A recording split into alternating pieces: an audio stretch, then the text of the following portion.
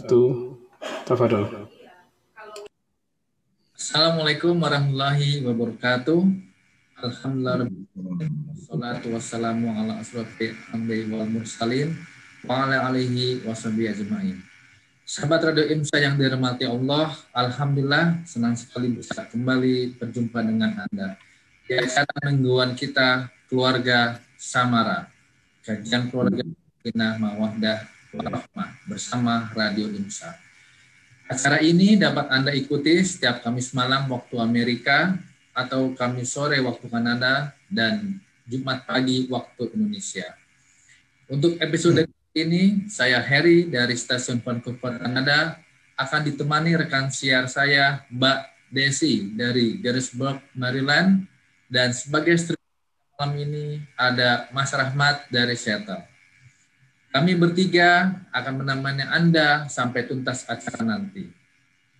Anda juga bisa ikut bergabung dengan kami di sini untuk bertanya maupun memberikan tanggapan melalui Zoom, Facebook Radio IMSA, dan channel YouTube kami Radio IMSA. Baik, sebelum kita mulai acara malam ini, saya akan menyapa rekan siar saya yang ada nun jauh di State Maryland, Mbak Desi. Assalamualaikum Mbak Desi. Bagaimana kabarnya?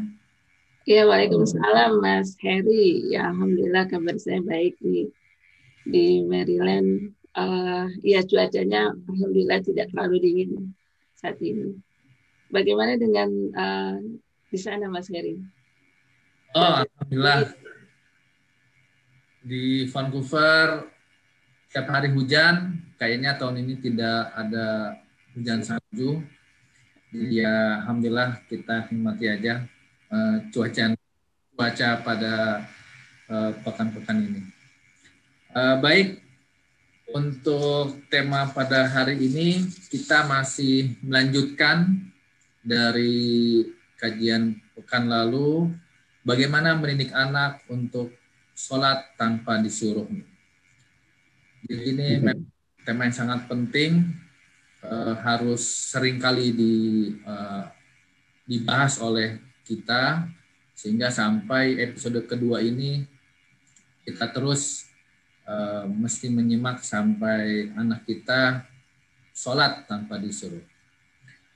Dan alhamdulillah saat ini di studio sudah bersama-sama narasumber kita Ustadz Arifin Jaidiningrat. Assalamualaikum Ustadz, gimana kabarnya hari ini? Waalaikumsalam warahmatullahi wabarakatuh. Suara saya jelas nggak, Kang Heri? Ya, jelas, Ustaz. Alhamdulillah jelas. Alah, naik turun nih sinyalnya nih. Semoga lancar sinyalnya. Atau Ustaz, panas, hujan, atau gimana hari ini? Wah, mendung terus, mendung. Kayak di Seattle. Iya. Baik, untuk mempersingkat waktu, sahabat Radio IMSA, untuk selanjutnya kami akan mempersilahkan narasumber kita malam ini Ustadz Arifin Jaidiningrat untuk menyampaikan materinya. Silakan Ustadz. Baik. A'udzu billahi minasyaitonir rajim. Bismillahirrahmanirrahim. Alhamdulillah. Assalamualaikum warahmatullahi wabarakatuh. Waalaikumsalam. حمدا كثيرا طيبا مباركا فيه من السماوات ومن الأرض سبحانك ما شكرناك حق شكرك سبحانك ما ذكرناك حق ذكرك يا الله سبحانك ما عبدناك حق عبادتك يا الله اللهم أعنا على ذكرك وشكرك وحسن عبادتك لك الحمد لا إله إلا أنت الأحد الفرد الصمد الذي لم يلد ولم يولد ولم يكن له كفوا أحد اللهم صل وسلم وبارك على رسولك الكريم حبيبنا المصطفى سيدنا محمد صلى الله عليه وسلم وعلى آله وأصحابه ومن تبعهم بإحسان إلى يوم الدين كما صليت وباركت ورحمت على خليلك ونبيك سيدنا إبراهيم وعلى آله في العالمين إنك حميد مجيد. Pertama kita bersyukur alhamdulillah, dialah Allah yang menciptakan kerajaan langit dan bumi serta seisinya. Tidak ada setitik pujian milik kita. Tidak ada setitik pujian milik Allah, milik makhluk. Semua alhamdulillah, semua milik Allah. Kenapa? Karena langit dan bumi serta seisinya milik Allah, dialah yang mengatur. Ini pondasi. Pondasi yang harus ditanamkan dalam diri kita dan anak-anak kita. Dialah Allah yang mempunyai kerajaan langit dan bumi. Karena dia yang pencipta, maka dialah yang mengatur. Bukan kita yang mengatur. Ini pondasi. Pondasi ini akan kita bahas pada hari ini insya Allah. Ini pondasi, dua pondasi, tentang dua pondasi. Ya, ini berangkat dari kajian yang sebelum ini. Ya. Selalu kita ucapkan alhamdulillah, alhamdulillah, alhamdulillah, alhamdulillah. Banyak sekali yang mengucapkan alhamdulillah, alhamdulillah, alhamdulillah. Sangat disayangkan perilakunya bertentangan dengan alhamdulillah. Perilaku show off, selalu menunjukkan who am I, tapi bukan Allah. Padahal dia berzikir alhamdulillah. Maka konsep zikir harus kita pahami sehingga membangun diri kita dan membangun generasi muda kita. Itu yang terpenting. Betapa banyak orang berzikir tanpa ilmu. Qul hal yastawil ladzina ya'lamuna wal ladzina la ya'lamun. Katakan, hai Muhammad, apakah sama orang punya ilmu dengan orang tidak punya ilmu? Tentu dua hal yang berbeda. Maka ketika kita ucapkan alhamdulillah, alhamdulillah, alhamdulillah ya Allah, tidak ada setitik pujian pun bagi aku yang semua milik Allah, milik Allah, milik Allah. Nah, ini yang harus ditanamkan, maka pujian milik Allah. Kenapa? Karena dia yang punya. Tanamkan dalam diri kita, tanamkan dalam diri anak-anak. Kalau belum di dalam diri kita, bagaimana kita akan menyetrum dan mengedukasi anak-anak kita? Salam dan selawat selalu kita junjungkan kepada Nabi Muhammad sallallahu alaihi wasallam. Semoga Allah Subhanahu wa taala mempertemukan kita semua dengan Nabi Muhammad sallallahu alaihi wasallam. Manusia yang kita cintai, manusia yang kita hormati, yang manusia yang menjadi suri tauladan kita semua. Bapak Ibu yang cinta Allah Subhanahu wa taala, ini kajian lanjutan. Kajian lanjutan kita sudah melihat tentang konsep salat itu sendiri. Innani anallah, saya ulangi sedikit, mundur sedikit, materi sebelumnya. Innani anallah la ilaha illa ana, fa'budni wa aqimus sholata li dzikri. Sesungguhnya aku adalah Allah, la ilaha illa ana, tidak ada Tuhan yang patut disembah, tidak ada Tuhan yang patut diagungkan, tidak ada Tuhan yang patut dikultuskan, dibesarkan selain Allah, kecuali ana, kecuali aku, illa ana. Fa'budni, maka sembahlah aku, waqimus sholata li dzikri, dan dirikanlah salat untuk mengingat aku. Salat sama dengan mengingat, ini surat Thaha ayat 14. Salat sama dengan mengingat Allah Azza wa Jalla. Nah, mengingat itu mempunyai kekuatan. Kekuatan pondasi mengingat adalah mengenal Allah Azza wa Jalla. Kalau kita sudah mengenal Allah dengan kuat, maka ingatannya pun kuat. Sebaliknya, apabila mengenal Allahnya lemah, maka mengingat Allahnya pun lemah. Ini yang harus kita mengerti. Kemarin sudah kita bahas. Jadi esensi daripada salat adalah mengingat Allah. Padahal mengingat adalah proses kedua. Proses yang pertama apa? Mengenal Allah.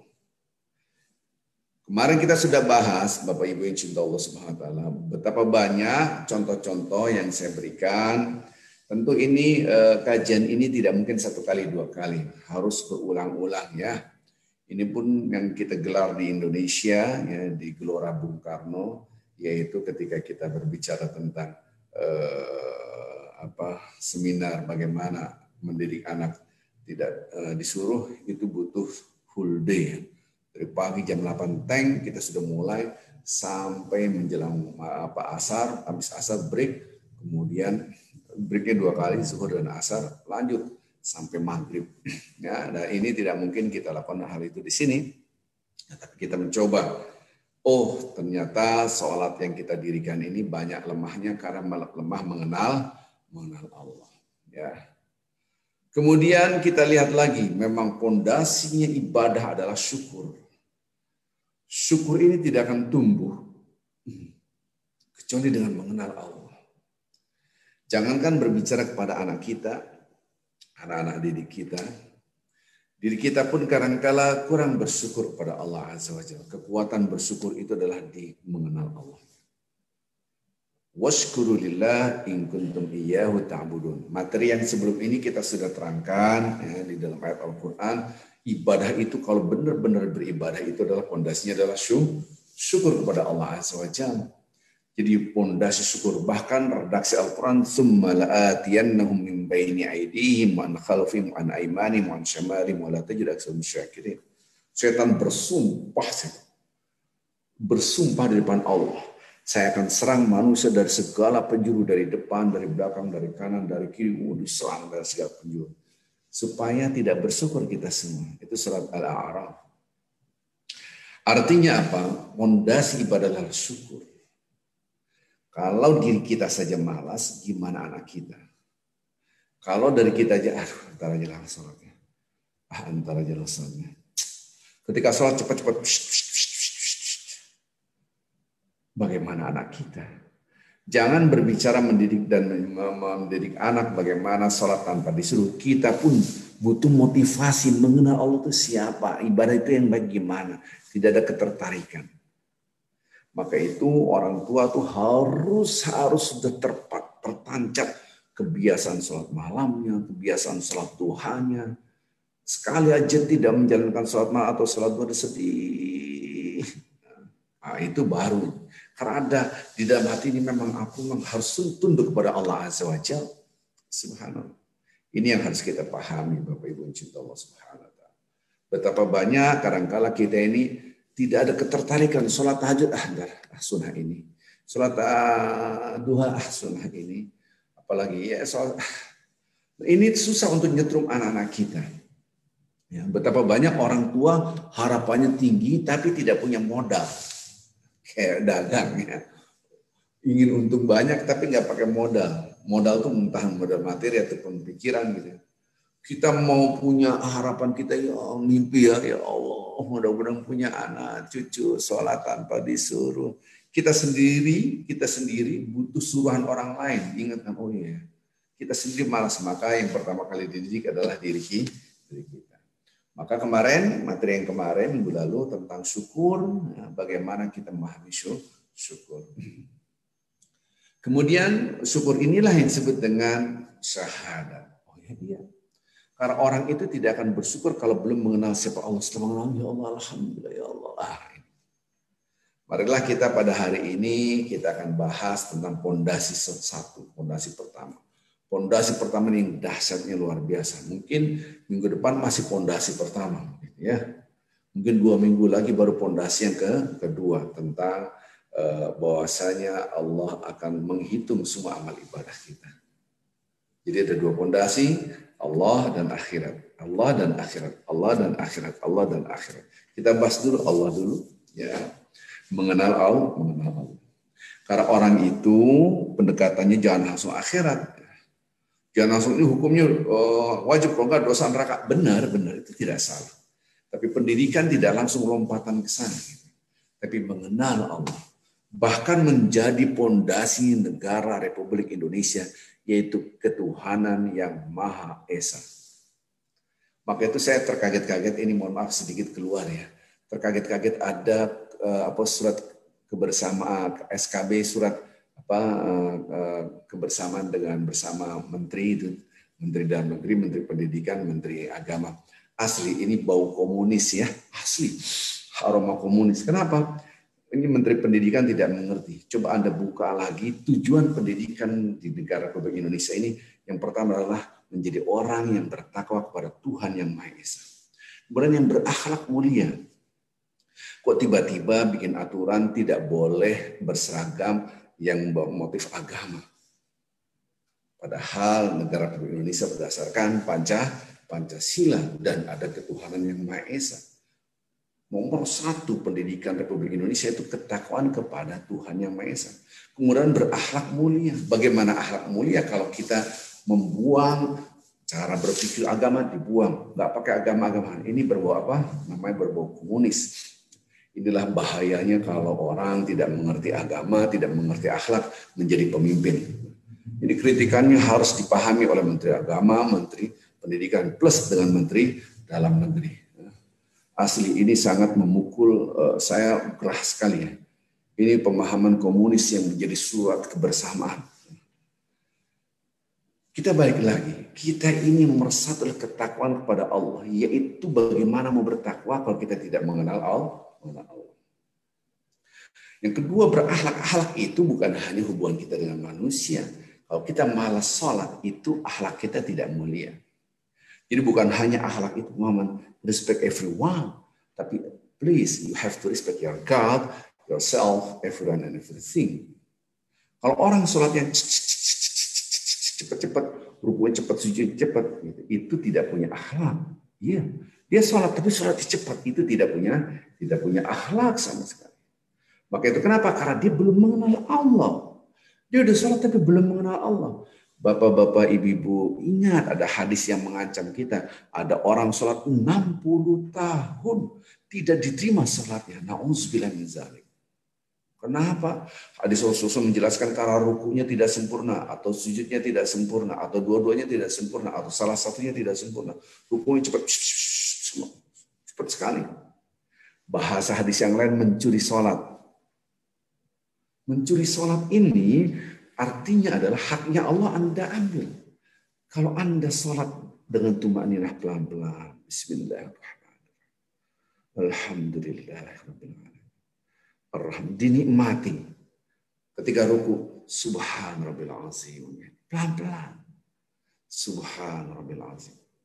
Begitu juga sujud. Subhan Rabbil A'la. Begitu. Jadi cepat-cepat, maka 60 tahun sholatnya tidak diterima. Coba bapak-bapak, ibu-ibu, sebelum kita berbicara tentang bagaimana mendidik anak, coba didik diri kita. Apakah sholatnya seperti itu? Saya sedih melihat orang sholat cepat sekali. Bahkan kadang-kala predikatnya, labelnya adalah ini label masyarakat dia ustaz, gitu kan? Sholat cepat. Bagaimana dia mau merasakan? Ini namanya orang tidak punya akhlak kepada Allah. Apalagi yang tidak sholat. Apalagi yang sholatnya malas-malasan. Pahamilah akhlak secara komprehensif, gitu kan? Bukan akhlak antara manusia, apa kabar, sehat, antara hubungan manusia, tapi juga hubungan dengan Allah Azza wa Jalla. Nomor satu adalah Allah. Baik, kita lihat bagaimana mendidik diri kita dan anak-anak kita. Nomor satu adalah tentang Allah, bagaimana mengenal Allah. Karena sholat sama dengan mengingat Allah Azza wa Jalla.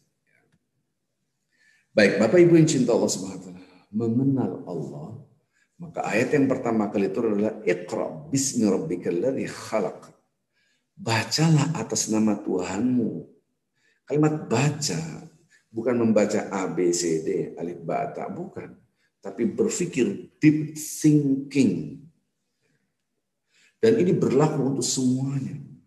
Karena perintah Allah bukan hanya orang-orang yang pandai membaca. Tiba-tiba yang tidak bisa membaca, yang disebut dengan buta huruf, dia tidak bisa menjalankan perintah Allah ini. Tidak. Perintah Allah di sini adalah kita berpikir siapa Rabb kita. Iqra bismi rabbika. Tidak disebut dengan bismi ilahika. Bapak Ibu yang cinta Allah Subhanahu wa taala, ya, sekarang saya akan jelaskan dulu ya. Yang saya akan bahas di sini adalah bahasa pendidik. Bahasa guru, bahasa orang tua. Setelah kita paham, baru kita pakai bahasa yang kedua, bahasa anak-anak. Grade anak dilihat, umur anak dilihat. Jadi tidak bisa Anda bahasa guru diserahkan kepada anak. Seperti tadi, ngomong ke anak ini, wahai anak, ayat Al-Quran pertama kali turun ada Iqra, berpikir. Kamu harus berpikir, tidak mau. Apalagi anak-anaknya masih kecil ya. Kalau anak-anak masih kecil itu emosinya lebih tinggi daripada kekuatan logical thinking. Tapi semakin bertambah umur, semakin logical thinking naik kekuatannya. Di sini ada keseimbangan. Kalau berdialog dengan anak-anak teenager, dengan anak yang kelas 1, 2, 3, 4, 5 SD berbeda dengan anak-anak SMA, apalagi mahasiswa itu berbeda. Nah, ini saya belum masuk bab itu, tidak. Saya belum masuk bab ke sana, walaupun itu bab khusus. Bagaimana berdialog dengan anak-anak pun harus dilihat umurnya berapa. Yang WA ke saya, bukan anak lagi, Pak Ustadz saya punya cucu, rata-rata cucu ini berarti ini bayangkan nenek-nenek ini yang ngobrol ini gimana nih ini. Subhanallah, cucu saya bagaimana, cucu saya gimana, cucu saya gimana. Mikirin cucu rata-rata ya, kalau saya punya cucu sebenarnya. Loh, bagaimana Anda mau didik cucu kalau orang tuanya berarti anak Anda dong, anak Anda berarti dia sholatnya malas-malasan. Durasi ketemu dengan anak itu lebih banyak orang tua daripada kakek neneknya. Jadi kebanyakan nih, enggak apa-apalah ya, terlambat belajar agama, enggak apa-apa daripada tidak sama sekali ya. Saya akan mulai pelan-pelan bagaimana mengenal Allah. Mengenal Allah itu ada 2 tahap. Di sini tahap kognitif namanya, yang sifatnya kognitif, kemudian di sini afektif, affection. Ini namanya mengenal, oh iya betul, paham. Nah ini namanya hidayah. Ini butuh kekuatan transendental, kekuatan doa, kekuatan supranatural, yaitu doa, ya Allah. Maka setiap saat kita ihdina siratal mustaqim. Ihdina itu maksudnya berikan kami petunjuk buat kami, anak kami, istri kami, suami kami, ya Allah. Begitu, ihdina. Ini adalah hidayah. Di sini namanya takwa. Di sini namanya takwa. Subhanallah. Jadi saya akan pelan-pelan menjelaskan dulu yang ada di sini. Kemudian lama-lama di sini. Otomatis dari sini ke sini nanti terasa. Tapi untuk mentransfer dari sini ke sini nanti butuh ilmu lagi. Namanya pengasahan afeksi mengenal Allah. Gitu kan. Insya Allah mudah-mudahan minggu depan kita masuk sana. Kita isini dulu satu-satu dulu ya. Supaya ada stagingnya. Stage awal, kemudian mulai ke atas ya. Kita lihat redaksi Al-Quran, bentuknya mengenal Allah adalah Rabb. Rabb itu yang mencipta, yang memiliki, yang mengatur, yang menghidupkan, yang mematikan, yang menggerakkan alam semesta. Itu. Jadi ada 2, saya gampangkan aja, saya mudahkan. Ini saya mudahkan. Rabbun namanya tauhid rububiyah. Ilahun namanya tauhid uluhiyah dari kalimat ilah. Ya Rabbi. Yang ini ya ilahi atau Allahumma. Bentuknya. Diterjemahkan dua-duanya Tuhan. Sekali lagi bahasa yang saya terangkan adalah bahasa untuk guru, untuk orang dewasa, untuk para orang tua. Jadi waktu saya bikin seminar, lucu juga sih. Bikin seminar bagaimana cara mendidik anak tanpa disuruh. Subhanallah, seminar 1, seminar 2 semakin membludak. Sampai ribuan yang datang ya di Gelora Bung Karno. Terus ada, Pak Arifin saya mau ikut dengan anak-anak saya, dengan cucu saya. Ini seminar sehari bukan untuk anak dan cucu. Dia pikir anak-anak cucunya masukin seminar itu keluar langsung bisa sholat. Ini kesalahan. Judulnya cara mendidik. Berarti bahasa yang akan yang nampak di sini bahasa pendidik, bahasa orang dewasa. Nah, karena nanti kita akan membahasakan buat anak-anak. Maka itu ini yang enak memang seminar gitu kan. Kalau begini ya seadanya lah ya. Mudah-mudahan nanti di Amerika harus patuh semua stage atau di Kanada karena ini membangun generasi gitu kan. Harus membangun generasi. Zikir itu membangun generasi. Ada orang nulis lost generation bahwa zikir tidak membangun generasi. Ini kebodohan yang nampak tidak mengerti tentang konsep zikir gitu kan. Maka ada istilah an-nas a'da ma jahilu. Manusia akan menjadi musuh terhadap apa yang tidak diketahui. Jadi kita harus melihat, zikirlah yang membangun generasi Islam yang luar biasa. Maka saya kasih judul generasi Qur'ani. Kita lihat Al-Quran, konsep zikir itu seperti ini. Kemarin kita bahas, Mengenal Allah baru mengingat Allah. Mengingat Allah adalah ingat, zikir. Ingat Allah adalah tujuan daripada salat.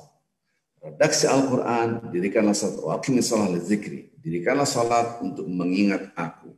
Salat sama dengan mengingat Allah. Aneh bin ajaibnya, dahsyatnya, aneh-anehnya, ketika dia salat malah tidak ingat Allah. Sebelum salat, nanti marah Allah, masa nggak salat? Ketika Allahu Akbar, rawan nih, bakso nih. Dia mikir makanan ada yang di di sini enggak ya. Jadi aneh ketika salat tujuannya adalah mengingat Allah. Surat Toha ayat 14 yang terjadi adalah ketika dia salat malah justru tidak mengingat Allah. Ini ada yang salah. Oleh karenanya saya ingin sekali Bapak-Bapak Ibu paham kenapa susah ingat. Jawaban cuma satu, nggak ada yang lain. Karena mengenalnya lemah. Dan ini sudah saya jelaskan pada minggu yang lalu. Kita lihat Iqra bismi rabbika, baca nama Tuhanmu yang menciptakan. Yang menciptakan semua. Eksistensi diri kita ini tidak ada kecuali dari Allah. La haula wa la quwata illa billah. Dan ini namanya zikir titik nol. Dan sudah saya terangkan pada kajian hari Ahad. Ya. Nanti insya Allah besok Sabtu dan Ahad kita akan kajian. Ya. Jadi lihat redaksi Al-Quran. Ya ayuhan nasu ubudu rabbakum alladzi khalaqakum walladzina min qablikum la'allakum tattaqun.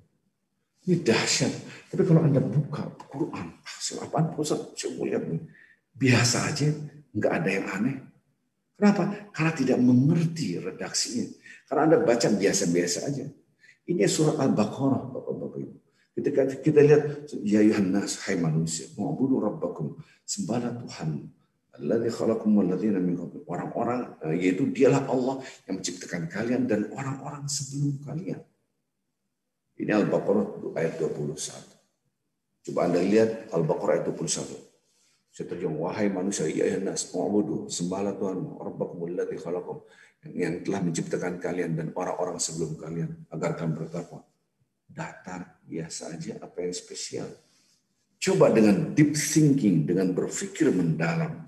Bagaimana Allah menyuruh kita berpikir kita dan orang sebelum kita. Supaya kita tahu eksistensi diri kita itu tidak ada. Keberadaan kita ini tidak ada. Jadi sekali lagi, Bapak-Bapak Ibu, please kita lihat redaksi-redaksi Allah. Ternyata banyak instruksi-instruksi Allah yang kita abaikan. Padahal instruksi itu fokusnya cuma satu, mengenal Allah. Kalau instruksi bentuknya dirikanlah salat itu amat sangat sedikit sekali dibandingkan perintah-perintah mengenal Allah. Karena ketika orang itu sudah mengenal Allah, otomatis dia akan mengejar salat, bukan dikejar-kejar salat. Kalau orang tuanya sudah mengejar salat dan merasakan salat itu tumakninah, maka anaknya insya Allah akan merasa seperti itu. Maka nomor satu, mendidik diri kita dulu. Tolong ketika Anda sujud, ruku, ingat hadis, ya Allah, hadis Rasulullah SAW, ada hamba-hamba Allah yang sholat 60 tahun tidak diterima oleh Allah. Jadi ketika Anda sholat, ya Allah, mudah-mudahan sholat aku diterima, ya Allah. Jangan sampai termasuk orang yang 60 tahun sholatnya tidak diterima karena cepat-cepat. La tuharrik bihi lisanaka lita'ajala bi. Jangan gerakkan lidah Anda cepat-cepat kalau baca Quran. Subhanallah. Warattil Qur'ana tartila. Bacalah Al-Quran pelan-pelan. Allahu Akbar. Bismillahirrahmanirrahim. Alhamdulillah. Dinikmati. Allah Akbar. Bismillahirrahmanirrahim. Alhamdulillah. Rabbil Rahmanirrahim. Maliki yaumiddin. Iyyaka na'budu. Bagaimana Anda bisa mendidik anak? Allah. Subhanallah. Subhanallah. Sujud. Allah Subhanallah. Subhanallah. Bagaimana mau mendidik anak? Anda tidak ada cahaya. Jangankan anak Anda pun tidak diterima sholatnya sebagaimana ancaman hadis Rasulullah SAW. Ruku yang tenang, subhanallah. Sujud yang tenang, subhanallah. Subhanallah. Di tenang. Sehingga ada cahaya ketika mendidik anak, masya Allah. Ya, jadi siapa yang pertama kali didik diri kita mengenal Allah. Ya. Jadi mengenal Allah itu adalah kaflingnya namanya rububiyah dari kalimat Rabbun. Bahasa Indonesia ya ketuhanan. Karena ya Rabbi ya Tuhanku, ya Ilahi ya Tuhanku nggak bisa diterjemahkan. Apa bedanya Ustaz? Kan bahasa Indonesianya Tuhan, sama-sama Tuhan. Mengenal Allah namanya tauhid rububiyah. Mengembalikan kepada yang satu, yaitu Allah. Satu Allah. Kalau ini menyembah Allah, salat, puasa, baca Quran, uluhiyah, mengagungkan, menyembah Allah. Kalau ini bahasa Indonesianya Tuhan, ini Tuhan. Terjemahannya ini Tuhan, titik, alam semesta. Ini Tuhan nggak pakai alam semesta lagi. Yang disembah, yang diagungkan, yang dipuji, yang disucikan, yang dibesarkan. Yang ini, yang mencipta alam semesta, yang memiliki alam semesta, yang menggerakkan alam semesta, yang menghidupkan alam semesta, yang mematikan alam semesta. Ada alam semestanya, namanya Rabbun. Bahasa Indonesianya dua-duanya Tuhan. Rabbana atina fid dunya hasanah. Yang kita hafal. Wahai Tuhanku yang menciptakan aku. Wahai Tuhanku yang menghidupkan aku. Wahai Tuhanku yang mengatur aku. Wahai Tuhanku yang menggerakkan aku. La ilaha illallah. Ya ilahi. Allah ilah. Tuhan yang kusembah. Tuhan yang kuagungkan. Tuhan yang aku kultuskan. Yang aku besarkan. Subhanallah. Lemahnya mengenal Allah akan lemahnya mengenal uluhiyah. Saya ulangi lagi. Lemahnya mengenal akan lemah perilaku kita. Kenapa? Karena yang dibesarkan saya. Dikit-dikit mejeng. Saya. Dikit-dikit mejeng. Saya jujur aja alergi banget. Mejeng pun. Wah mejeng. Nauzubillah, ya Allah yang Anda besarkan diri Anda apakah Allah? Ya. Walaupun labelingnya adalah seorang ustaz, tapi Anda besarkan siapa? Kenapa? Karena belum mengenal Allah siapa. Anda dikasih sakit aja begini, ya Allah. Astagfirullah. Dikasih sakit dikit aja. Ya. Sudah tidak bisa apa-apa. Maka itu mengenal Allah. Maka marilah kita masuk rububiyah. Kita supaya mengerti rububiyah itu apa sih? Mengenal Allah melalui alam semesta. Yang tadi, balik lagi, ayat 21. Hai manusia, ya nas, u'budu sembahlah Tuhanmu, Rabbakum, Rabb bentuknya, Rabb yang mencipta, alladzi khalaqakum yang mencipta kita, walladzina min qablikum. Sekarang saya pakai bahasa orang dewasa dulu, baru nanti bahasa anak-anak. Bapak-bapak, ibu-ibu, coba bayangkan bapak ibu kita masih umur 5 tahun. Taruhlah ibu bapak kita bedanya 7 tahun berandai-andai. Bapak kita lebih tua 7 tahun berandai-andai dari ibu kita. 7 tahun ibu bapak kita baru lahirlah. 7 tahun bapak kita baru lahir dari ibu kita, beda 7 tahun. Taruhlah anak bapak kita ini masih di sungai sedang mandi umur 8 tahun. Ibu kita masih orok, masih bayi. Pertanyaannya, kita itu di mana? Maka ketika kita melihat redaksi Al-Quran Al-Baqarah yang menciptakan kalian alladzi khalaqakum walladzina min qablikum, itu bisa menitikan air mata. Yang menciptakan kalian dan orang-orang sebelum kalian. Kenapa? Coba lihat orang sebelum kita, yaitu orang tua kita. Belum lagi atasan kita, kakek nenek kita. Aku itu di mana? Tidak ada apa-apa. Keberadaan kita pun tidak ada. Lam yakun syai'an madhkura. Redaksi Qur'annya. Ini surah Al-Insan. Bahasa gaulnya kesebut aja kagak ada, ini kesebut aja enggak. Arifin Jayadiningrat kesebut nama Arif juga enggak.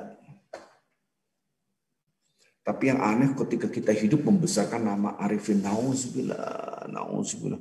Pakai titel panjang-panjang, paling alergi saya gitu. Ya Allah, walaupun sudah belajar mana, ngapain pakai titel menunjukkan saya inilah saya. Bahkan ada yang melabel saya Ustadz 5 benua. Ada begitu. Astagfirullah. Apa maksudnya? Ustadz 5 benua. Menunjukkan Anda orang hebat. Na'udzubillah min zalik. Maka itu ketika kita lihat orang tua kita, bapak, kakek nenek kita waktu masih kecil, kita di mana? Enggak ada. Disitulah Allah ingin Anda tuh enggak ada apa-apa. Di situ mengenal Allah. Ya Allah, kita ini tidak ada bapak-bapak ini. La haula wala quwwata illa billah, mudah kita ucapkan, tapi hanya di sini, tidak ada di sini. Maka ketika tidak ada di sini, dia pamer. Saya.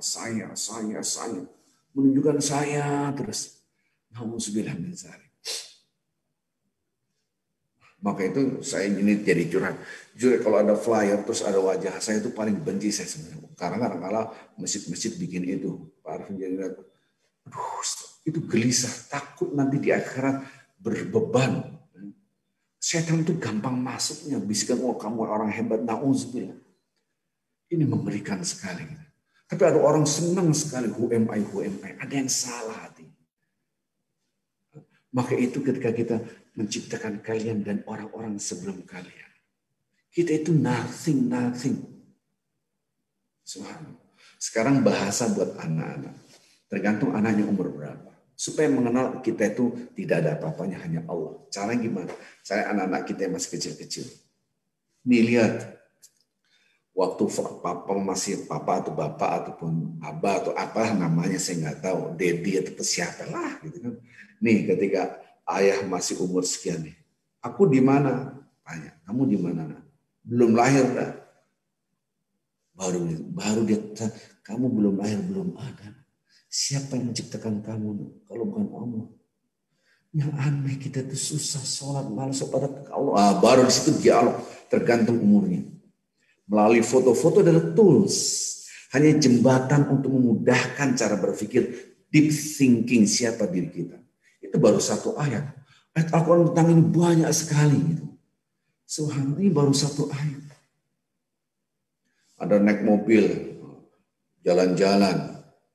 Bawa nih, yang di Amerika, Kanada, sana pulang ke Indonesia. Ceritalah. Ini dulu nih, Bapak sekolah SD di sini, tahun sekian. Gitu kan. Saat itu Anda bicara, langsung koneksikan dengan sholat.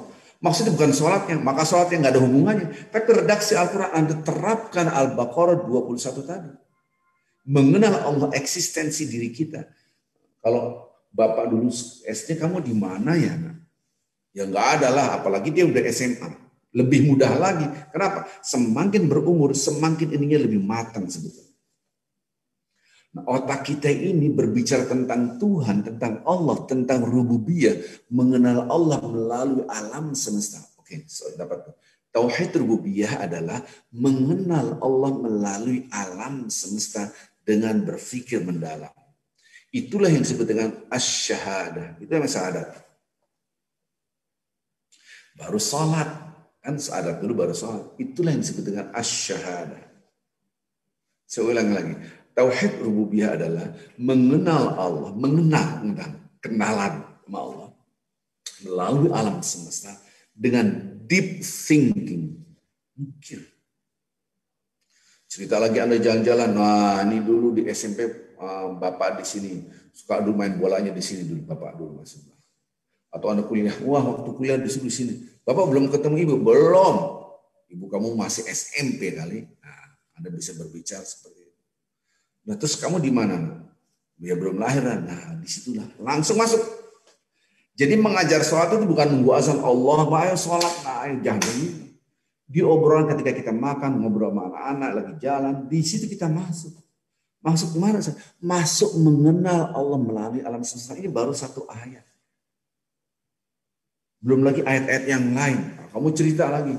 Dulu kakek kamu, kakek berarti bapaknya kita.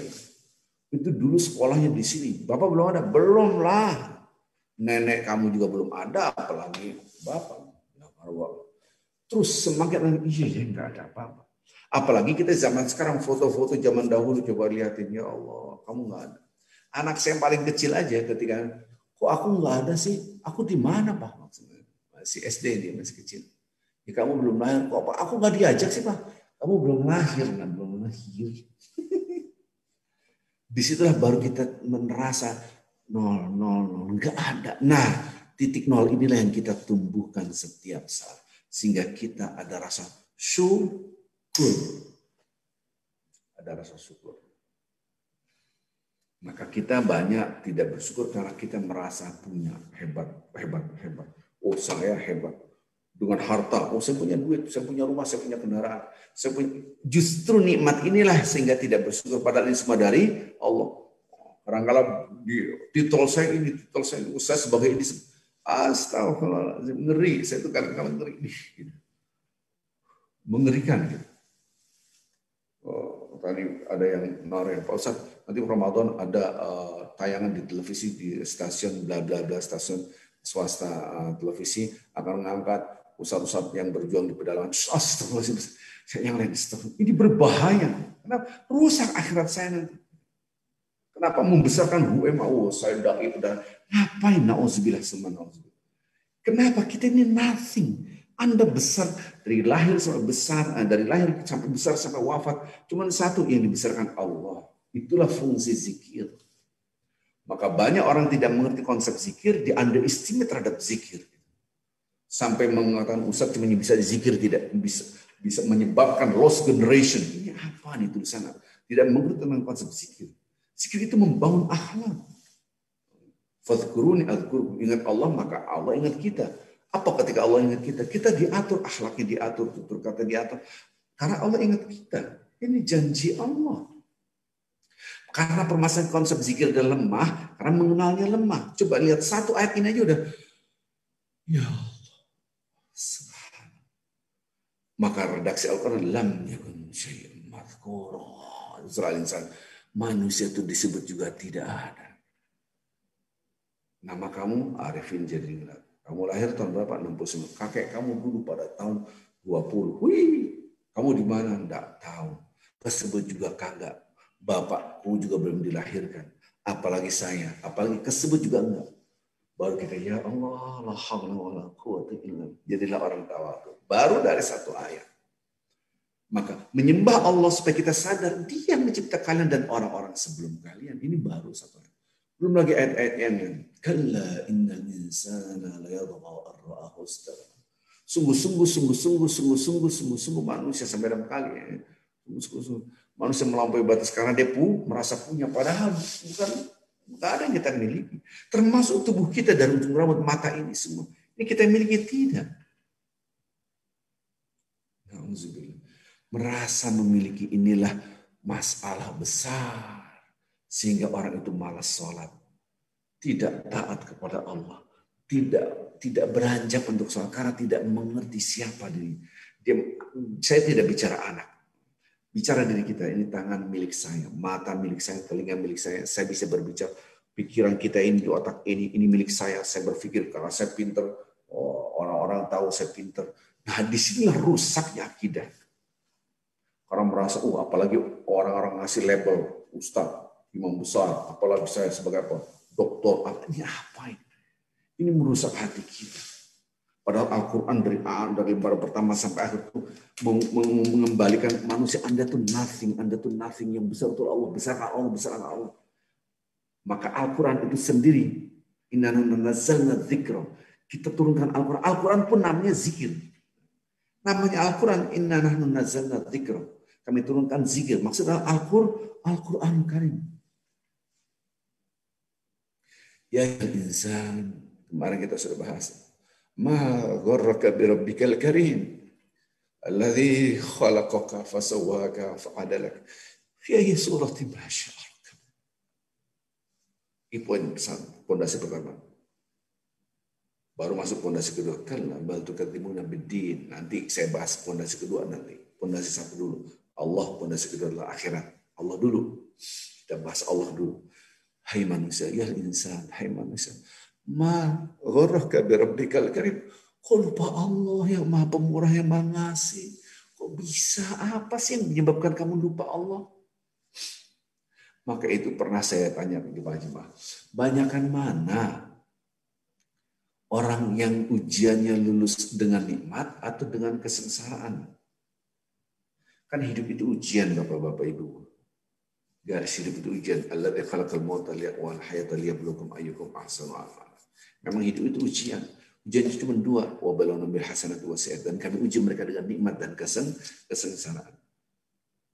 Hidup itu ujian, tapi cuma sebentar. Sekejap mata. Akhirat hasil ujian, tapi abadi. Ujian itu cuma dua soalnya, nikmat dan sengsara. Orang yang masuk surga itu sukses ujiannya. Orang masuk neraka itu gagal ujiannya. Kira-kira kebanyakan mana yang sukses, ujian sengsara atau nikmat?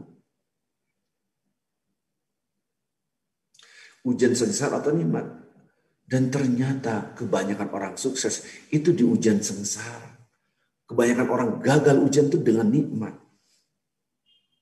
Maka itu redaksi Al-Quran, fabi ayyi ala'i rabbikum tukadzibun, diulang-ulang. Bahkan Al-Quran dari pertama sampai akhir diingatkan itu manusia. Dari lembaran pertama Bismillahirrahmanirrahim itu sudah teguran. Dengan nama Allah yang Maha Pengasih. Pengasih, Anda tuh dikasih.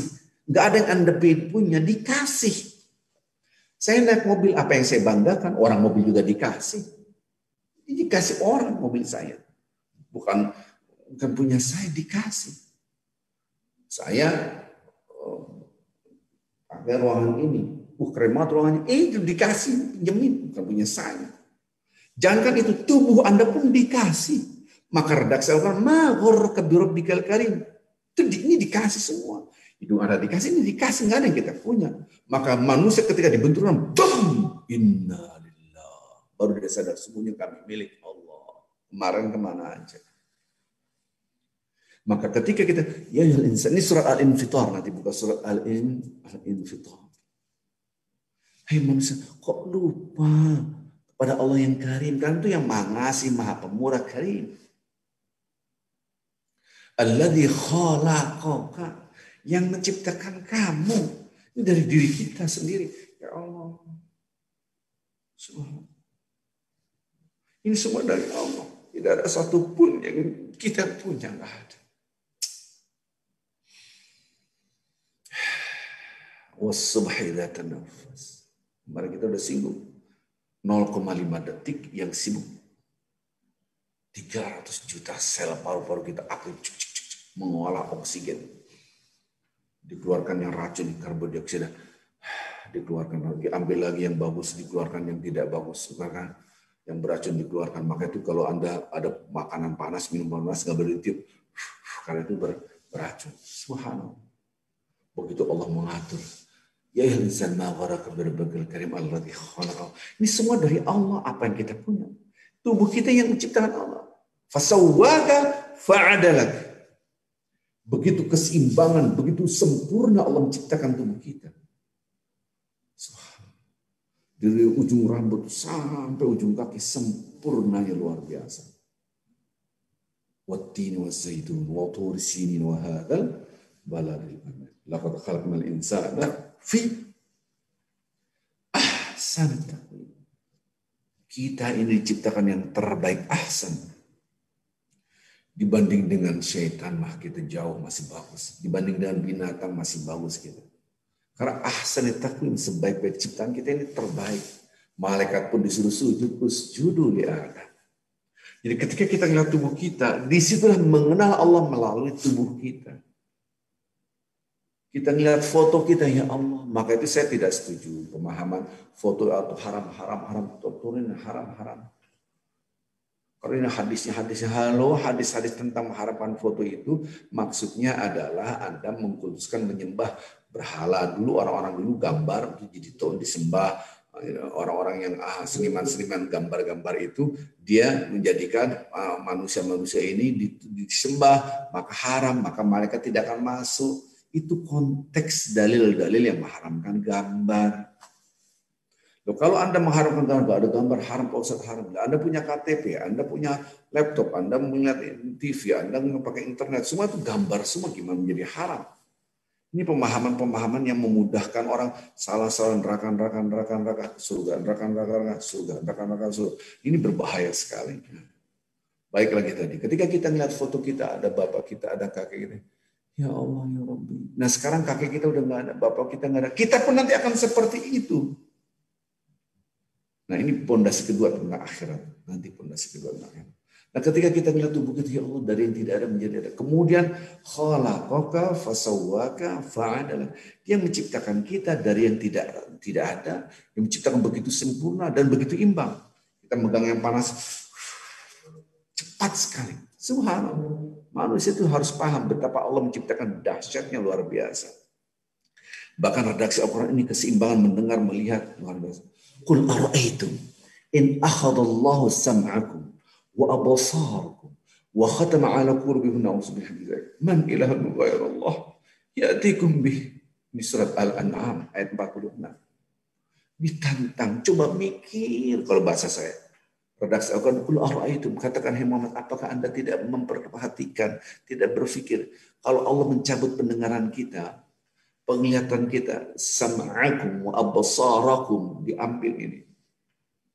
Khatama ala qulubikum, dan Allah menutup hati kita, na'udzubillah. Sehingga kita tidak mau mendengar pengajian, tidak mau mendengar nasihat. Na'udzubillah. Siapa lagi selain Allah yang akan mengatur ini? Man ilahun ghairullah ya'tikum bih. Ini yang harus kita pahami, bahwa kita bisa mendengar nikmatnya mendengar, kita bisa berbicara. Saya melihat dapat viral bapak-bapak ibu video untuk orang-orang yang tidak bisa berbicara, tidak bisa mendengar, dia menghafal Al-Quran. Nah, ya Allah, mereka tidak bisa membaca, tidak bisa mendengar, mereka menghafal Al-Quran. Yang kita bisa membaca, mendengar. Saya lihat video ini, saya ulang lagi. Itu teguran buat kita. Redaksi Al-Quran kita ini diberikan pendengaran, penglihatan. Kita bisa berbicara, subhanallah. Sawwaka itu adalah alladzi khalaq, yang menciptakan kau dan menyempurnakan sempurna. Fa'adalah, begitu seimbang kita nih. Keseimbangan tubuh kita, Masya Allah. Maka redaksi, magharraka, apa sih yang menyebabkan kamu lupa Allah? Kira-kira gitu. Apa? Yaitu harta kita, jabatan kita, ilmu kita, kesehatan kita, kegagahan kita, kecantikan Anda, wahai ibu-ibu, dan seterusnya. Ini menunjukkan nikmat yang melupakan Allah. Maka ujian paling banyak gagal di nikmat. Maka ada istilah, qutilal insanu ma akfar. Qutilal insanu ma akfar. Celakalah manusia, alangkah kufurnya dia. Sama, kalla innal insana layadgha. Ini redaksi Al-Quran. Kalla innal insana layadgha surah Al-A'raf. Manusia itu merasa punya, enggak ada yang kita punya. Bahkan kalla innal insana layadgha, sungguh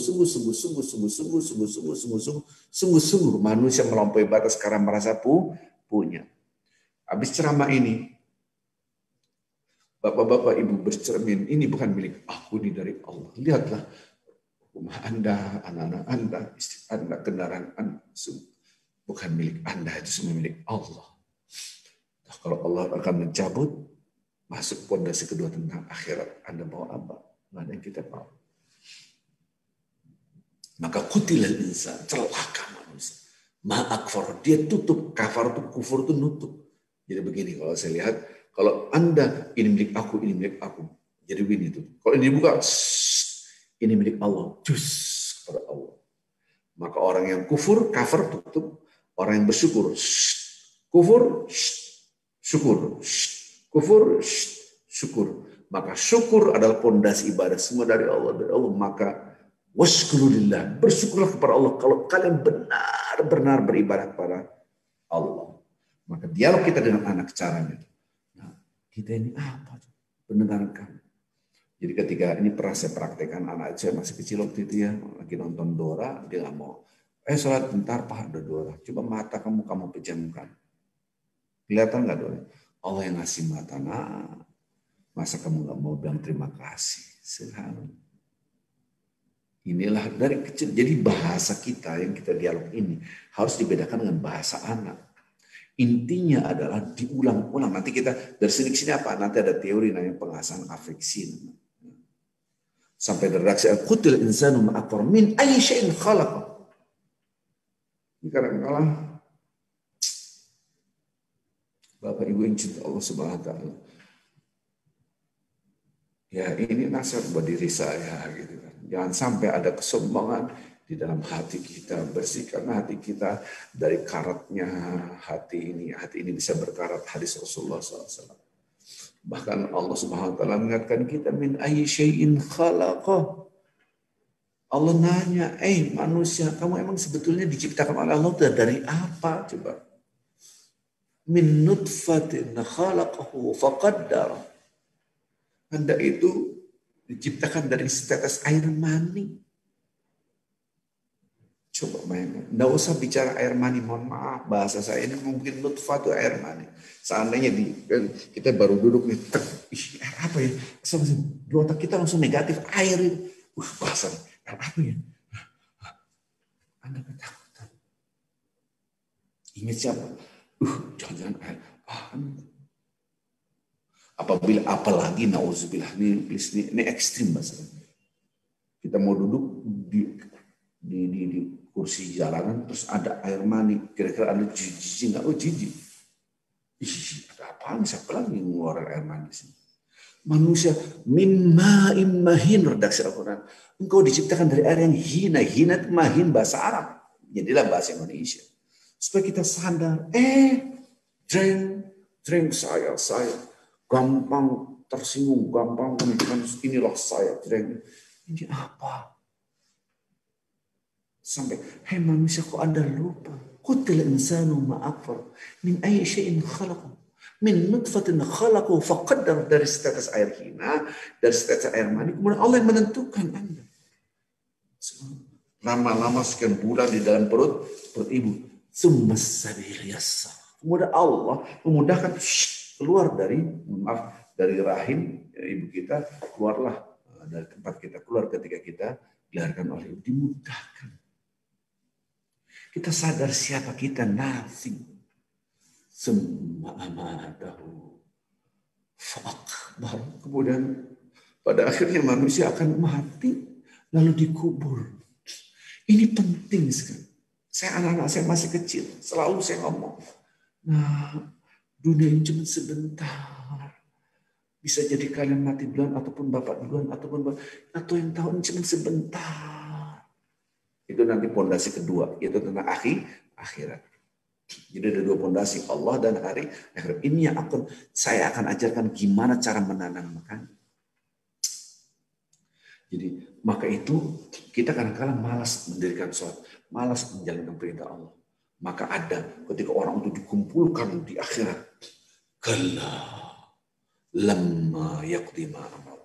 Setelah kata-kata thumma idza syaa'a ansyarah, kemudian kata-kata kalla lamma yaqdi ma amar. Ini surat Abasa. Sekali-kali jangan begitu, hai manusia. Kamu belum menjalankan semua perintah-perintah Allah. Jadi aturan agama kadang-kadang kita jangan gibah, biarin aja. Soalnya. Jangan menghina orang, emang dia begitu, biarin aja. Terus, semua perintah, ayo sholat, males. Lamma yaqdima. Aturan agama itu dicampakkan, dirasakan ketika nanti di akhirat. Maka itu orang malas sholat, dari orang tuanya gimana anaknya mau sholat, orang tua juga malas. Gitu. Ini harus kita pahami Bapak-Bapak. Ini redaksinya Abasa wa Tawalla, surat Abasa. Baru kita sadar, ya Allah, subhanallah. Orang ini, saya lupa menjalankan ini, saya lupa menjalankan ini. Ini amanat dari Allah, ini amanat dari Allah. Lupa, ini perintah dari Allah. Apalagi saya, Bapak-Bapak. Saya ini sebagai orang menganggap saya ustadz, saya punya kewajiban mendidik jemaah saya. Kewajiban. Maka ketika kaki saya menginjak pertama kali di New York, ini apa? Harus dekat dengan Allah, cara dekat dengan Al-Quran. Kita berantas dulu, itu pun belum sukses lah, walaupun sudah banyak, tapi belum sukses gimana? Mendekatkan pada Al-Quran. Ini hitungan bulan gitu. Belum lagi bagaimana mendidik anak-anak mereka Quran dulu, zikiran begini. Ini sudah ada karena tanggung jawab di akhirat. Predikat kita ini berat. Kenapa? Karena dituntut sebagai malaikat seakan-akan. Enggak usah jauh-jauh Anda sebagai usaha. Anda dalam rumah tangga mempunyai kewajiban membimbing anak-anak kita ke surga. Menjaga anak-anak kita dari api neraka. Api neraka. Anfusakum wa ahlikum nar. Baru terasa ketika di akhirat. Kelalemah yaqdima amr. Manusia banyak meninggalkan apa yang sudah diperintahkan, lupa perintah. Tiba-tiba Allah mengatakan, "Falyanzur insanu ila ta'amihi." Yang manusia lihat, perhatikan apa yang dia makan. Kok bisa nggak sholat? Kok bisa nggak ikut peraturan aku sekarang gitu? Sudah ngelihat, nggak usah bicara alam semesta dulu, bicara diri kita, ya Allah. Yang kita makan itu siapa yang ngasih? Kemarin anak saya, Pak beliin ini, ya udah beli makan. Enak gak? Enak. Siapa yang ngasih? Papa. Bukan, itu dari Allah. Nggak ada. Apa Papa bisa menciptakan air? Nggak bisa. Kan uangnya dari Papa. Iya, itu dari Allah. Semua dari Allah. Nggak ada yang kita punya. Papa nggak punya uang, itu dari Allah. Semua dikasih. Nggak ada nggak dikasih. Subhanallah. Jadi bayangkan ada redaksi apa? Fal yanzur insan ila tu'ami. Hai manusia, lihat, perhatikan yang kamu makan, apa yang kamu makan. Pertanyaannya, tiap hari kita makan tidak mengenal Allah melalui makanan yang kita makan. Kita minum afaritumul ma'a alladzi tashrabun dalam surat Waqiah. Apakah Anda tidak memperhatikan air yang kalian minum? Apa iya setiap saat kita makan dan minum tidak mengenal Allah? Di sinilah hilang pengasahan afeksi jauh kita sampai ke sana. Hanya mengenal Allah melalui ini, tapi tidak masuk ke sini. Kenapa? Karena kita tidak punya kacamata. Apa yang kita lihat harus dikembalikan kepada Allah. Ini yang hilang. Maka akhlak manusia rusak. Kenapa? Karena mereka hanya melihat begini antara makhluk dan makhluk. Kita melihat makanan adalah makanan. Kita melihat tubuh kita adalah kita. Kita melihat bapak kita adalah kita melihat kakek kita. Padahal ini semua dari Allah. Kakek itu dari Allah, bapak kita dari Allah. Dan saya masing nggak ada apa-apa. Ini tubuh kita dari Allah, ini dari Allah, ini dari Allah. Maka saya dan tubuh saya milik Allah. Nanti kita akan gambar. Insya Allah besok kita akan gambarkan pengasahan afeksi mengenal Allah. Ini penting. Please jangan putus kajian ini. Mudah-mudahan saya terus sehat ya bapak-bapak ibu-ibu. Ini sudah sejam ini karena saya harus siap-siap juga untuk mempersiapkan khutbah Jumat di masjid ini. Ini masjid di Bintaro. Jadi mudah-mudahan bapak-bapak ibu-ibu yang cinta Allah SWT bisa mengenal siapa Allah melalui tubuh kita, melalui makanan kita. Sampai pun hujan, inna sarabnal ma'a sabba. Dan kami curahkan air yang begitu berlimpah dari langit. Langit ini kelihatannya, kemarin saya dapat video yang saya sebarluaskan juga. Ini ternyata redaksi Al-Quran, langit ini memikul beban yang berat. Padahal mata kita melihat, enteng banget awan. 1400 tahun yang lalu sudah mengatakan ini berat beban langit. Ternyata ada sampai 500.000 ton. Ada 100.000 ton. Ini air semua. Bagaimana Allah menciptakan ini ditahan. Benar diturunkan pelan-pelan. Tetes. Gimana kalau hancur semua. Maka berapa ayat Al-Quran amat sangat banyak sekali. Al-Quran disuruh mikir bagaimana Allah menurunkan air hujan. Ini barulah keluar dari tubuh kita langsung alam semesta. Diturunkan kecil-kecil. Coba dikurungkan air, hancur semua. Bahasa Betawi digerojok semua. Hancur semua. Enggak usah gitu. Lautan dinaikin 8 meter. Bom. Tsunami. Hancur semua. Gimana yang ribuan kaki dari langit dihancurkan semua. Hancur semua. Maka diturunkan setetes-tetes. Tapi banyak. Termasuk juga es. Mungkin di New York sekarang banyak es. Saya lihat Pak Dino keluar di grup, ayo kita beresin masjid, ketutup dengan salju gitu kan. Kalau saya di sana semangat, ini panggilan dari Allah. Kenapa? Ini rumah Allah. Saya harus mencintai rumah Allah melebihi cinta rumah saya sendiri. Wah, saya semangat, tapi ya di sini gimana ya? Dia ada di grup tuh, ayo saljunya penuh. Tuh itu panggilan tuh. Ini panggilan masjid, panggilan Allah. Es diturunkan juga snow. Coba gelondongan es diturunin kayak gimana? Bom, hancur semua. Berandai-andai. Bagaimana Allah menurunkan air dengan limpahan rahmatnya. Subhanallah. Ini karena waktu ya, Bapak-bapak Ibu Guru di jam 10.15 menit. Mudah-mudahan ada manfaatnya. Nanti ini kajian berlanjut mengenal Allah. Dan saya bahas tentang makanan, minuman, dan seterusnya sangat amat banyak sekali. Insya Allah ke depan kita akan bahas sekalian pengasahan afeksi. Subhanallah wa bihamdik asyhadu an la ilaha illa anta astaghfiruka wa atubu ilaik. Assalamualaikum warahmatullahi wabarakatuh. Silakan Pak Hedi. Waalaikumsalam warahmatullahi wabarakatuh. Alhamdulillah, sahabat Radio Unsa, demikian tadi materi yang luar biasa dari Ustaz Arif bin Ningrat. Bagi Anda yang baru bergabung dengan kita, saat ini Anda sedang mengikuti acara Keluarga Samara, Sakinah Mawaddah Warahmah, kajian Islam online bersama Radio Unsa yang kami selenggarakan setiap Kamis malam waktu Amerika dan Kanada atau Jumat pagi waktu Indonesia. Kemudian Anda juga bisa ikut bergabung dengan kami di sini untuk bertanya maupun memberikan tanggapan melalui Zoom, Facebook Radio Unsa, dan channel YouTube Radio Unsa. Baik, sahabat Radio Unsa, kami mengingatkan juga di channel YouTube ada scan untuk donasi. Silakan Bapak Ibu saudara-saudara sekalian untuk scan di YouTube, di Facebook apabila ingin berdonasi lewat Unsa-Care.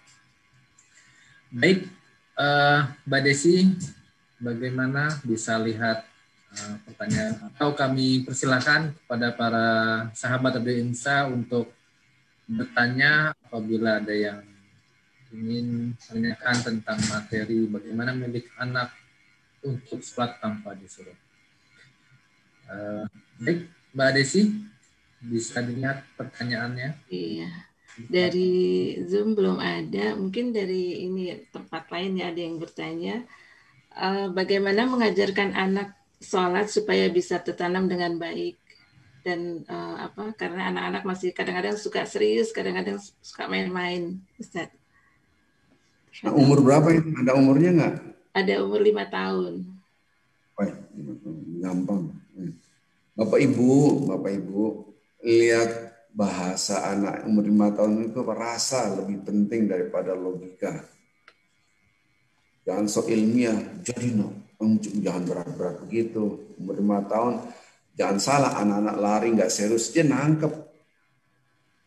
Inilah alam yang harus kita pahami. Karena memang kebetulan saya sebagai konsultan pendidikan, ya, jadi memang kita kaji tentang anak. Ya. Walaupun anak itu lari sana lari sini, dia nangkep apa yang kita omongin, tapi dengan rasa. Untuk anak 5 tahun gini aja deh Bu, yang pengen saya ajarin.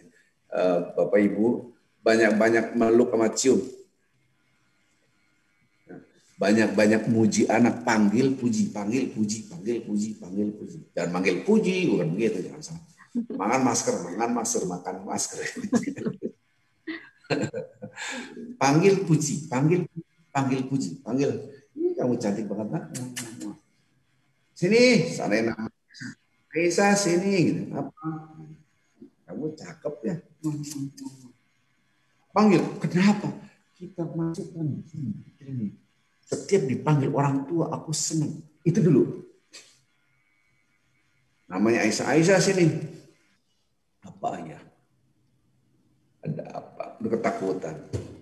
Berarti Anda ini pernah saya terangin di sini. Kalau yang ngikutin dari awal gitu kan. Ini kan kajian sudah itu kan Imsa udah setahun gitu kan, bukan 3 minggu yang lalu. Ini Pak Kristal ya, bukan 3 minggu yang lalu, udah lama. Jadi tolong tanamkan Anda itu mengenakan, membahagiakan. Panggil, dicium anak di peluk, mama, cium lagi peluk, mama, terus aja gitu. peluk yang lama gitu kan. Katakan, bunda sayang banget sama kamu. Ngomong. Kalau Nabi yang ngajarin, bukan teori saya. Kalau Anda suka cinta, ungkapkan. Ya, itu dulu. Nanti lama-lama digampang, tinggal di atas. Saya aja sekali malam berebut adik kakaknya. Berebut ngasih minuman saya. Kak, langsung adiknya pasti diambil, suruh minum, ambil minum. Langsung diambil minum. Belum ngomong padahal gitu kan. Kalau udah kak, adiknya duluan. Dek, adik kakaknya. Itu berebut. Karena orang tua saya masuk rumah gitu kan. Orang tuanya, ambil minum. Mama kan bisa ngambil sendiri. Kasihan banget. Kagak ada berebutnya gitu. Kenapa? Karena tidak ditambah tentang image, impressionnya jelek gitu. Jadi itu dulu nomor satu gitu. Nah, pakai rasa, rasa itu lebih penting daripada logika untuk umur segitu. Ada yang lain? Iya, ini menyambung pertanyaan yang tadi. Bagaimana kalau itu dengan teenager? Itu mulai dewasa, maksud dewasa, mulai matang cara logikanya. Pakai pendekatan cause and effect. Sebab akibat. Logika sederhana. Mulai masuk analogi namanya. Ini mulai masuk analogi. Teenagernya taruhlah SD, SMP lah, ya, masuk SMA gitu kan, berbelasan tahun. Pakai analogi. Kamu respect banget sama teman kamu. Sini, ayo sini, oke gitu. Gimana teman kamu, jasa teman kamu dengan jasa bapak ibu dibandingnya, main logika. Terus jasa bapak ibu dibanding jasa Allah. Kita kadang-kala lebih nurut kepada teman daripada kepada orang tua. Ya kita ngerasain muda semua, Pak Heri ngerasain muda, Bu Desi ngerasain muda, saya juga ngerasain muda gitu. Kita lebih klik pada teman-teman kita, teman-teman kita daripada orang tua. Itu sering terjadi begitu. Kenapa? Kita tidak pernah diasah. Bahwasanya menggerakkan kita itu karena ketertarikan dengan teman itu lebih dasar. Nah, kenapa tidak tertarik dengan orang tua? Ini sebuah pertanyaan. Karena kebanyakan yang terakumulasi adalah negatif. Padahal seorang tua itu dahsyatnya. Terus kepada Allah. Maka nakar redaksi Al-Quran berkali-kali coba lihat orang-orang sebelum kamu, coba lihat bagaimana Allah menciptakan. Nah ini pakai ayat ini, mulai dia bisa berpikir, teenager ini mulai. Coba. Sekarang tahan nafas. Berapa kuat, berapa menit? Coba bayangin betapa Allah memberikan setiap saat nafas. Begitu, itu mulai. Analogi ini yang diasah. Analogi itu mengasah logika. Kemudian nanti bagaimana ikuti Radio Imsa minggu depan.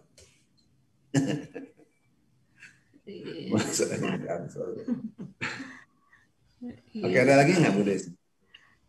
Iya, ini ada nih. Assalamualaikum warahmatullahi wabarakatuh, Pak Ustadz. Bagaimana cara minimisasi dengan anak kalau ini kurang jelas. Dengan anak kalau makanan yang kita beli dari restoran Cina itu makanan halal. Sedangkan anak saya sendiri terbiasa dengan makanan yang disediakan oleh pesantrennya dengan membeli dari penyembelihan hewan mereka. Mohon penjelasannya, Ustadz. Jadi orang tuanya mungkin suka beli makanan dari restoran Cina itu. Tapi itu makanan iya. Terus pertanyaannya adalah komunikasi. Pertanyaan gimana?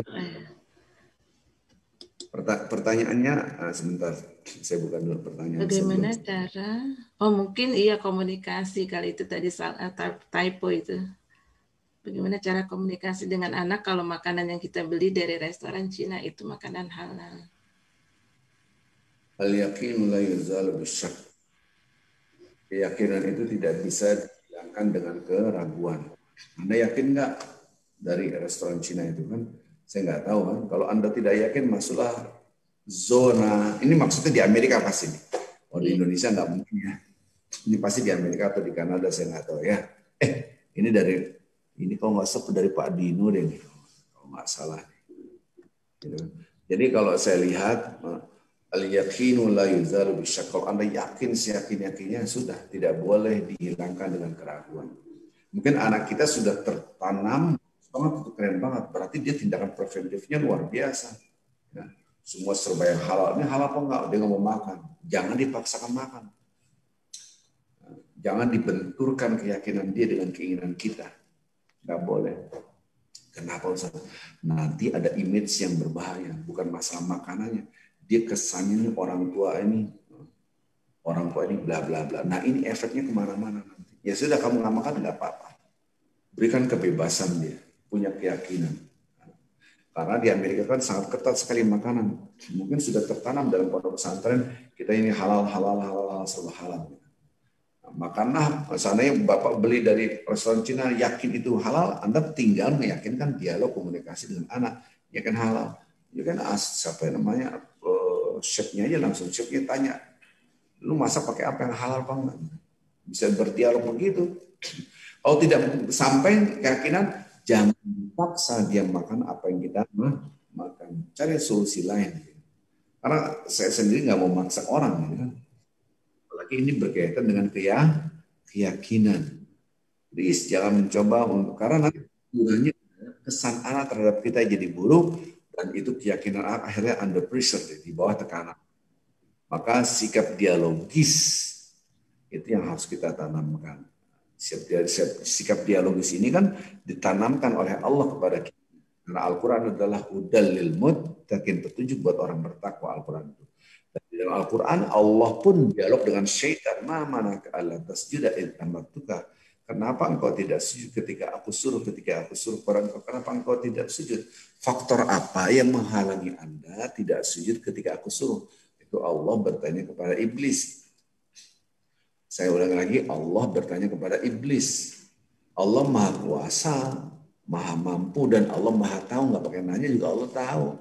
Kenapa terjadi pertanyaan sementara Allah maha tahu? Karena Al-Quran untuk petunjuk buat kita. Lihatlah aku yang maha kuasa, yang suci, yang maha tahu. Itu berdialog dengan iblis. Wahai orang tua, apakah Anda melebihi saya? Wahai anak-anakmu, apakah dia lebih parah dari iblis? Kan tidak jawabannya. Paham ya maksud saya? Allah aja berdialog dengan iblis. Kenapa kamu tidak mau aku sujud kepada Adam? Jawabannya, aku lebih baik dari dia, aku ciptakan dari api, kau ciptakan dari tanah. Yang dilihat di sini adalah dialognya. Allah saja yang maha kuasa, maha suci, maha benar, maha tahu, maha bla bla bla, berdialog dengan iblis yang nista. Nah, kita sebagai orang tua kan tidak mungkin melebihi Tuhan dan anak kita lebih nista dari iblis, kan tidak. Kita saja harus berdialog. Kenapa? Karena gini-gini. Oke, alasan itu bisa dikasih tahu. Oh, ini juga ada nih halal semua gitu. You can check gitu kan. Tanya chefnya yang masak, tanya, bla bla, ngobrol. Kalau dia tetap tidak punya keyakinan, jangan dipaksa. Allahu a'lam. Iya, jazakallah khair, Ustaz. Ini masih ada pertanyaan. Mas Heri mau bacain atau saya bacakan? Ya, Mbak Desi dulu. Oke. Ya, ini dari Pak Alex Mahmud. Assalamualaikum Pak Ustadz Aceh. Ya. Bagaimana sikap orang tua terhadap anaknya sudah menikah, sudah punya anak, tapi belum juga sholat? Lalu bagaimana sikap orang tua? Wajibkah orang tua turut campur untuk mengingatkan ibadah baik anak maupun mantu? Allah Akbar, wajib. Preferensi wajib. Harus, tapi apabila rahmatullah lintalam lakum tafadhan ghalidhal qabilan fadhun min halik surat Al-Imran 9. Dengan lemah lembut mereka akan nempel, dengan kasih mereka kabur, kira-kira gitu lah bahasanya gitu kan. Zaman sekarang kan gampang sekali Anda berapa tinggal klik doang kan. Surat 59, surat berapa? Surat ketiga, berapa? 159.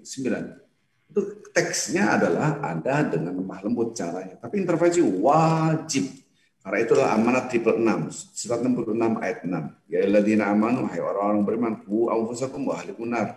Jaga dari Anda dan keluarga Anda dari api neraka itu 666. Surat 66 ayat. Ini penting. kewajiban kita. Jadi harus intervensi. Harus intervensi itu perintah dari Allah. Anda punya kewajiban kepada anak dan istri dan mantu semua. Selama kita bisa intervensi. Caranya gimana? Surat Al-Imran, surat ketiga, ayat 159. 3 ayat 159. Tulis tuh. Wabima rahmatin minallah lintalahum. Hanya dengan rahmat Allah kita bisa berhati lemah lembut. Lemah lembut inilah orang akan tertarik. Kun tafadhal qalidal qalb. Kalau Anda keras, orang kabur semua. Ini bahasa saya, tapi bahasa Al-Quran nggak begitu. Lam fadhu min haluk, mereka menjauh, mundur kabur, gitu kan? Bahasa saya. Terus lemah lembut terus gimana? Iya, terkait Al-Quran. Berdasarkan disuruh kita fa'fu anhum wastaghfir lahum wa syawirhum fil amr. Udahlah, maafin kesalahan mereka. Minta ampunan ya Allah. Ampunlah anakku ya Allah. Mantu aku ya Allah. Tolong ampuni mereka. Gitu dong. Wasyawirhum, ajak ngobrol, gitu. Berdialog. Jadi intervensi harus 666. Caranya gimana? 3159, gitu kan? Yang tadi. Kalau hadis, ud'u ila sabili rabbika bil hikmah wal mau'izatil hasanah wajadilhum billati hi ahsan. Ajak dengan cara yang bijak, dengan hikmah, dengan bijak. Wal mau'izatil hasanah, dan nasihat yang bagus, yang cakep. Maka itu tutur kata kita atur supaya menarik. Bukan tutur kata yang menyakitkan, karena tutur kata itu bisa merubah karakter orang. Ya, gitu kan? Wajadilhum billati ahsan. Kalau ada terjadi debat yang bagus, yang terbaik. Jadi how to teach-nya, how to ngarahin anak mantu itu juga harus dialog dengan yang baik. Kalau dengan keras mesti kabur deh, gitu kan. Nggak mungkin nempel sama kita deh, kira-kira gitu. Ya, ada lagi pertanyaan? Iya, ini ada titipan pertanyaan. Jadi tadi kan Ustadz bilang kalau foto-foto boleh ya. Terus gimana kalau misalnya patung ada di rumah? Itu bagaimana Ustadz? Juga dengan kalau kita memelihara anjing itu bagaimana? Itu haram, kalau melihara anjing haram. Kecuali anjingnya di luar untuk jaga keamanan. Anda melihara anjing, itu habis pahala Anda 2 gunung Uhud setiap harinya. Zaman sekarang ya Allah, gampang banget zaman sekarang ya. Tinggal klik masuk Google, hukum melihara anjing, hadis tadi klik. Harus fair, dilarang, biarin aja. Dan begitu. Anda taat pada Allah. Kadang-kadang orang Islam melihara anjing. Supaya kalau ketahuan, kalau orang datang sini, nggak boleh. Padahal kenapa? Setiap saya melihara anjing, kita diomongin orang. Gitu. Ada aja kayak gitu. Itu anjing haram. Kalau patung buat apaan kita pakai patung? Gitu. Yang saya takutkan justru di situ tempat bersemayamnya setan. Gitu. Dia nempel di situ. Gitu. Memang kalau niatnya untuk mengkultuskan atau haram. Karena kalau kita tidak mengkultuskan, itu untuk hiasan aja boleh mungkin ya. Kesannya patung ikan disusun cakep gitu kan. Ada kodoknya, ada cebongnya nggak mungkin, ada kodoknya, ada ini sam, cebong nggak mungkin, patung cebong sam diatur gitu kan. Itu boleh saja. Ataupun ada burung yang bagus. Tapi tidak ada niatan untuk mengkultuskan. Ketika lihat itu, Masya Allah, ciptaan Allah. Luar biasa. Bagaimana burung itu terbang, dipegang oleh Allah, dia tidak terjatuh. Itu surah Al-Mulk. Masya Allah. Dengan adanya itu Anda melalui tadabbur. Akhirnya tafakkur. Boleh nggak? Boleh. Saya masuk rumah orang, itu lukisan. Sawah, kerbau, kuda, persis di kampung. Allahu Akbar, Masya Allah, Allah ngasih makanan.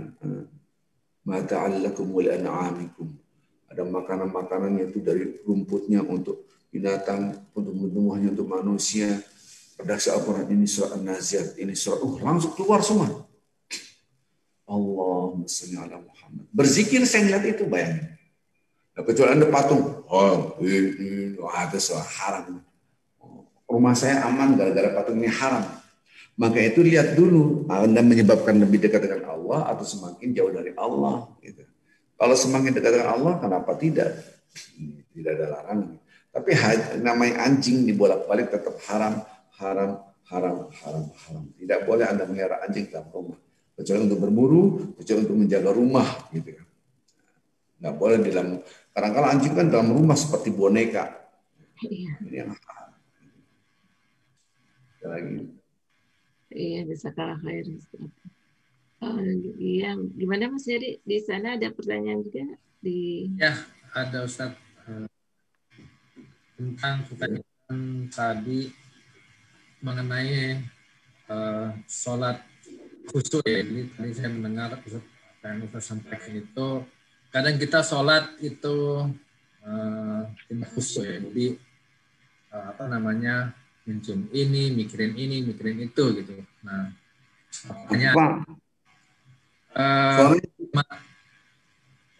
bagaimana cara untuk mencapai sholat yang khusyuk gitu, Ustaz? Nanti habis ini kita bahas judulnya sholat khusyuk ya. Soal khusyuk itu modalnya kayak tadi. Bagaimana kita bisa khusyuk belum mengenal Allah dengan baik. Ya, jadi kita butuh pengenalan Allah yang dahsyat gitu. Ini yang harus kita bangun. Mengenal Allah itu tidak cukup. Maka itu saya bilang nanti pengasahan afeksi, Bapak-Bapak. Itu yang saya katakan nanti bagaimana mengasah rasa untuk mengenal Allah. Bahasa yang lain adalah pengasahan afeksi dalam mengenal Allah. Afeksi itu di sini rasa. Itu khusyuk. Pemahaman kita khusyuk di dalam sholat itu salah. Khusyuk itu dalam Al-Quran ada di dalam sholat, ada di luar sholat. Karena sholat itu berzikir, maka khusyuk itu bukan hanya di dalam sholat, di luar sholat pun berzikir. Ini konsep zikir yang harus kita pahami. Anda takut Allah, begini-gini, astagfirullahaladzim, itulah berzikir. Anda suka pamer, wajahnya nampang terus gitu kan. Nampang terus, Anda tidak berzikir. Kenapa? Menunjukkan orang yang berzikir itu mengenal Allah, maka dia tidak khusyuk. Walaupun baca Qur'annya bagus, tidak khusyuk. Kalau dari mana? Perilakunya kayak begini, inyong itu bahasa Jawa. Saya loh. Saya. Kalau bahasa Betawi, gue ini gue. Kalau bahasa WA grupnya, jreng gitu. Ya, gitu kan. Gitu. Ada yang share foto, terus saya bilang nggak boleh begini, Ustaz. Subhanallah, di grup kontor tuh ada ya, saya kan di anak-anak kontor. Share foto, ya dia ngapain juga kentut juga dikasih tahu gitu kan. Mau ini apa maksudnya gitu. Nah, tidak perlu aktivitas Anda ada show kecuali untuk mengajak kebaikan. Ya kan? Dan itu pun hati-hati juga menjaga hati gitu. Kalau mengajak kebaikan tanpa foto bisa, kenapa enggak gitu kan? Mungkin udah pakai foto gitu. Allah alam. Jadi kita nanti saya bicara tentang kekhusyuan dalam kehidupan, bukan di dalam sholat. Karena di luar sholat waktunya lebih banyak daripada di dalam sholat. Kalau di luar sholat bisa khusyuk, insya Allah di dalam sholat akan khusyuk. Di balik pun demikian. Kalau di dalam sholat khusyuk, insya Allah di luar sholat pun akan khusyuk. Maka setelah ini kita kaji membangun generasi yang khusyuk pun boleh. Nanti kita bahas ya, insya Allah. Saya butuh waktu yang lama. Ya. Ada lagi nih pertanyaan. Ya. Anak menantu saya jualan pakaian, modelnya boneka. Nah itu bagaimana? Dia menjual pakaian. Model boneka. Dia menjual pakaian, terus modelnya itu pakai boneka itu. Manekin ya. Apa namanya, Mbak Desi itu? Manekin ya. Tidak ada masalah. Iya. Itu anak-anak kan. Ada masalah. Maka itu larangan boneka, foto, itu konteks hadis-hadis yang mereka pakai adalah musyrik, mengagungkan, menyembah. Kalau tidak ada unsur itu, tidak ada masalah. Pokoknya ada gambar kucing di sini. Kucingnya pakai kayak kucing dengan orang. Kucingnya kayak orang gitu. Hai gitu. Kucingnya ada jari kayak orang, wajahnya kucing gitu kan. Ataupun apa itu yang macan ada kan macan kayak orang itu apa? Saya lupa lah. Poh kayak gitu kan. Ataupun jadi orang Mickey Mouse ataupun Minnie Mouse gitu kan ada. It's okay, buat saya sih nggak ada masalah karena tidak ada unsur menyembah. Tidak ada unsur. Nah yang dilarang dalam hadis-hadis itu penyembahan. mengagungkan selain Allah, musyrik. Kalau tidak ada unsur musyriknya, menurut hemat saya, tidak ada masalah. Allahu a'lam. Ada lagi Ustaz, yang ini lain? ada lagi Zoom. Assalamualaikum Pak Ustadz. Bagaimana zikrullah agar tertanam kepada anak-anak? Anak saya usia 14 dan 16 tahun. Terima kasih Ustaz. 14-16 tahun pertama kali yang Anda terapkan adalah contoh. Dia akan merekam, walaupun dia sambil main HP, dia ngeliat Anda banyak baca Quran, Anda banyak berzikir, nanti lama-lama dia ikut. Contoh dulu satu. Kemudian kita kasih waktu, ayo kita baca berzikir yuk, zikir lisan dulu, zikir semampunya, habis sholat zikir, habis itu udah, yang dipaksa terus, baru ngobrol. 14-15 tahun, cause and effect-nya jalan, sebab akibatnya jalan. 1 tambah 1, 2, 2 tambah 2, 4 ini mulai jalan. Logikanya sudah jalan. Karena 14 tahun itu anak-anak SMP udah nangkep. Coba anak, kamu pikir, ada nggak? Ini pondasi kedua, saya belum bahas pondasi kedua. Ada nggak orang hidup terus? Ada satu. Masih mati kan? Bawa apaan? Bawa rumahnya, mobilnya, jabatannya. Doktor bla bla bla LCM nggak dibawa tuh. Profesor Kiai Haji kagak dibawa. Bawa apaan? Nggak bawa apa-apa kan? Nanya lagi, mati itu nunggu tua baru mati nggak? Ada anak muda mati nggak? Itu pondasi kedua, nanti kita akan bahas. Oke, sekarang saya bicara pondasi satu. Pondasi satu dulu, yaitu tentang Allah. Yang tadi saya bahas. Coba kita ini nggak ada yang punya, semua milik Allah. Masa tidak ada rasa thank you ke Allah? Rasa thank you gimana? Seharusnya dengan berzikir, zikrullah. Dan ketika Anda berzikir, saya kasih tahu, ini rumah Anda, Anda berzikir di sini. Anak-anak main game, main apa, tetap berzikir. Kira-kira malaikat masuk nggak? Tetap masuk. Membawa keberkahan lingkungan. Anak kita tidur, istri kita zikir, pengaruh pada mereka. Ini orang nggak ngerti konsep zikir. Anda istimewa terhadap zikir gagak bangun generasi, akan terjadi lost generation. Anda nggak paham zikir, nggak usah mencaci mencibir orang berzikir. Ini kebanyakan tidak mengerti. Anda berzikir, kuatnya keberkahannya hadis Muslim. Ini hadis yang berbicara. Diturunkan para malaikat dan membawa keberkahan. Malaikat komplain, dia tidur doang, tetap dapat. Baru kita kekuatan zikrullah. Nanti lama-lama anak ini ikut mesti. Hadis Muslim. Lebih pintar dari hadis Nabi lewat Muslim ataupun Anda. Ini yang kebanyakan orang nggak ngerti tentang zikir. Zikrullah itu pelan-pelan dengan contoh, kita kasih contoh dulu. Yang kedua kita dialog. Setiap saat kita berdialog. Satu-satunya agama yang selalu mengingat Allah cuma Islam doang. Mau makan ingat Allah, mau tidur ingat Allah, bangun tidur ingat Allah. Sekarang dia tuh merasa ini semua milik Allah. Ada nggak yang kita punya? Nggak ada yang kita punya. Tanya berapa sel paru-paru Anda, nggak ada yang tahu. Berapa kali Anda ngedip? Berapa kali? Nggak ada yang tahu. Jumlahnya berapa? Nggak ada yang tahu.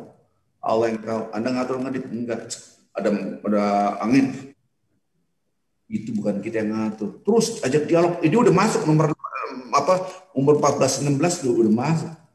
Itu namanya analogi nikmat-nikmat Allah kita kiaskan kepada ibadah kita.